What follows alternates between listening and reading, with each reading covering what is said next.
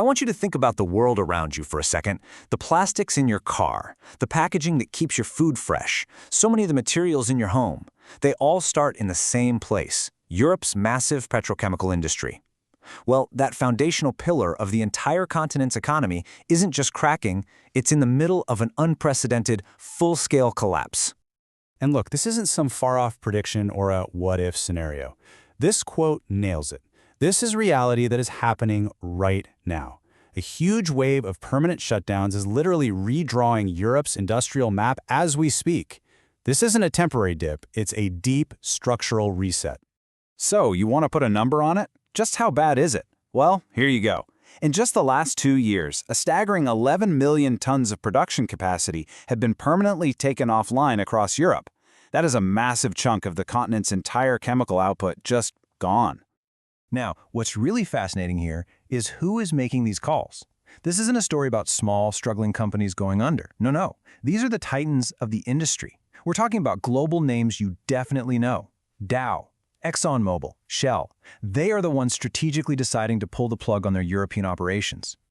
And when you look at a list of these closures, you really see the scale of this thing. You've got ExxonMobil in France, Dow in Germany, SABIC in the UK, Versalis in Italy. It's happening everywhere. Each one of these is another crack in the foundation of the global supply chain, which of course leads to the big question, why is this happening? So let's get into the why. Why is this all happening right now and with this much intensity? Well, it turns out it's not just one single thing. It's a perfect storm of pressures all converging at once, making Europe one of the toughest places in the world to produce these basic chemicals. This perfect storm is basically 5 major headwinds, all slamming the industry at the same time. It all starts with a huge cost disadvantage. Then, you've got weakening demand right at home. Meanwhile, a flood of global oversupply is crushing prices. And on top of all that, you have a heavy regulatory burden from emissions rules and, frankly, a lot of really old factories. So let's break down how this all fits together. Okay, so at its heart, this is an economic problem. European producers are mostly stuck using a raw material called naphtha, and it's expensive. At the same time, their competitors in the US and the Middle East are swimming in cheap and abundant ethane, thanks to the shale gas boom. Throw in Europe's sky-high energy prices and tougher regulations, and that competitive gap becomes a giant chasm. So on one hand, their costs are through the roof. And on the other, well, their customers just aren't buying as much stuff. The big end markets for these chemicals, we're talking about the auto industry, construction, they really haven't bounced back to where they were. With fewer customers buying, the pressure on these already high-cost producers just becomes unbearable. And here's the kicker. At the exact same time European demand is weak, global supply is absolutely exploding. China has been on a building spree, putting up new plants like crazy. The US shale boom is still churning out product. All that has to go somewhere, right? So it floods the global market, which crushes profit margins for everybody, but it especially hammers the high-cost producers in Europe. And then you have what many see as the final nail in the coffin, the EU's own Green Deal. Now, these are ambitious and important climate policies, but for these companies, they mean high carbon taxes and incredibly expensive upgrades. If you're running a 40-year-old plant, the math becomes painfully simple. Why spend millions on a costly retrofit when you can just shut the whole thing down for good? And that brings us to the last piece of the puzzle, age. Get this. Over 40% of Europe's capacity for ethylene, that's a core building block chemical, is more than 40 years old. These facilities are just less efficient, they're more expensive to run, and they were built for a totally different economic reality. That makes them prime targets for closure. Okay, so we've seen why these plants are closing. But what does all of this actually mean for Europe's position in the world? Well, the consequences are profound, and they signal a massive shift in the continent's entire economic identity.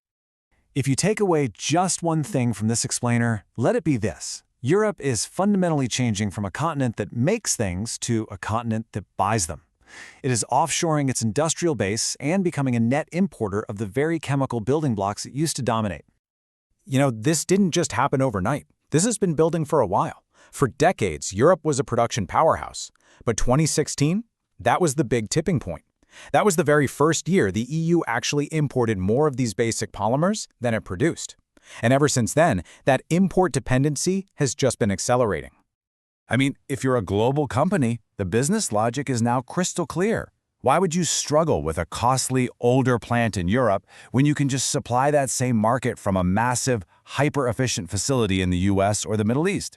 You get cheaper materials, you avoid the high energy and carbon costs, and you operate with a lighter regulatory touch. It's just a simple financial decision.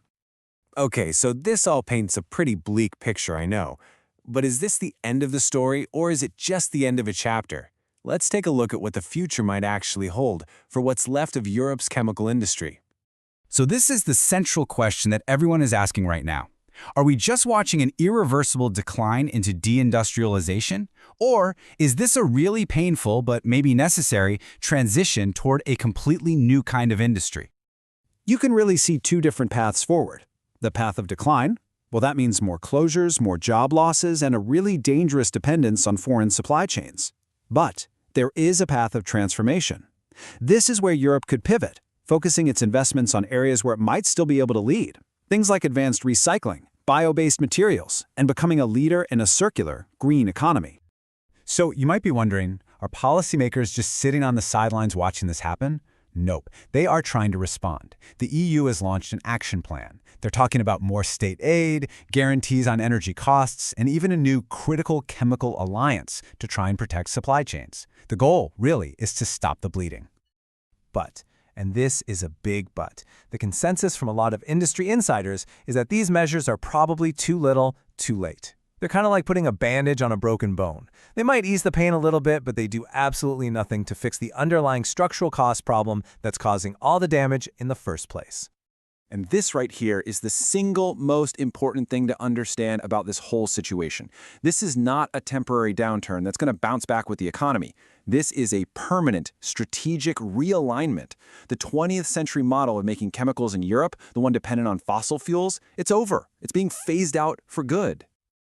This final quote really gets to the heart of the dilemma. With every single factory that closes, Europe becomes more dependent on imports, which makes it vulnerable.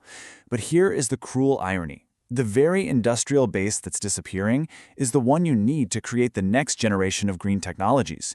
You can't lead the future of an industry that you no longer have. So, we'll end with this thought.